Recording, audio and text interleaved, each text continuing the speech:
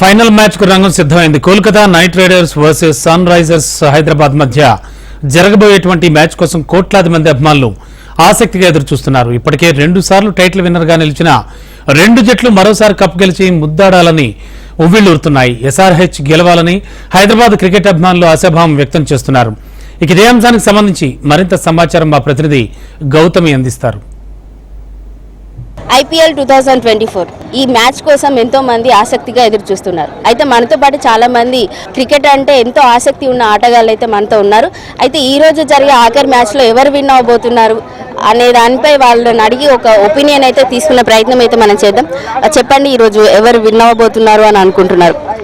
Obviously SRH. మీరు SRH ఫ్యానా? యాక్చువల్గా వేరే ఆపోనెంట్ వేరే టీమ్, కాకపోతే ఇప్పుడు మన హోమ్ టీమ్కి సపోర్ట్ చేయాలని చెప్పి. సో ఇప్పుడు IPL టీంలో ఎస్ఆర్హెచ్ కంటే కోల్కతాకే ఎక్కువ పాయింట్స్ ఉన్నాయని అంటున్నారు కదా.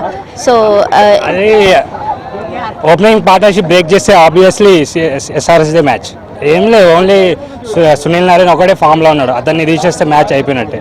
అంటే ట్రోఫీకి రైట్ సైడ్ ఉంటే ఖచ్చితంగా అది ట్రోఫీ గెలుస్తా అని లాస్ట్ టైం నుంచి ఏంటి వరల్డ్ కప్ కానీ ప్రీవియస్ IPL టోర్నమెంట్స్ కానీ అవన్నీ సేమ్ అదే రైట్ సైడ్ ఎవడు ఉంటే వాళ్ళదే కప్పు.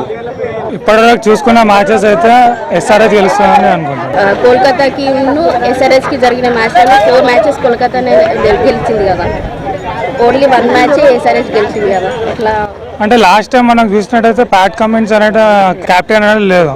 ఈసారి ఆస్ట్రేలియన్ ప్యాట్ కమిన్స్ మనకి ఏమంటారు క్యాప్టెన్ లాగా ఉన్నారు కాబట్టి Australian can make teams win. ఇట్లా లాస్ట్లో చూసుకున్నట్టయితే ఆస్ట్రేలియన్స్ వరల్డ్ కప్ కూడా చాలా గెలిచినారు, రిక్కీ పాంటింగ్ అయినా కానీ వీళ్ళందరూ. కాబట్టి ఆస్ట్రేలియన్ క్యాప్టెన్ ఉంటే మనకి గెలవడానికి ఛాన్సెస్ చాలా ఉన్నాయి హైదరాబాద్. ఇప్పుడు వాతావరణం కొంతవరకు అయితే అటు ఇటుగా ఉన్నందువలన చెపాక్లో వర్షం వచ్చే అవకాశం ఉన్నది. అయితే నిన్న మొన్నటి వరకు చెపాక్లో వర్షం పడినందువలన అయితే మ్యాచ్ రద్దీ అయ్యే అవకాశం కనిపిస్తుంది. అయితే ఫైనల్ మ్యాచ్ కాబట్టి ఎప్పటికీ రద్దు చేయరు.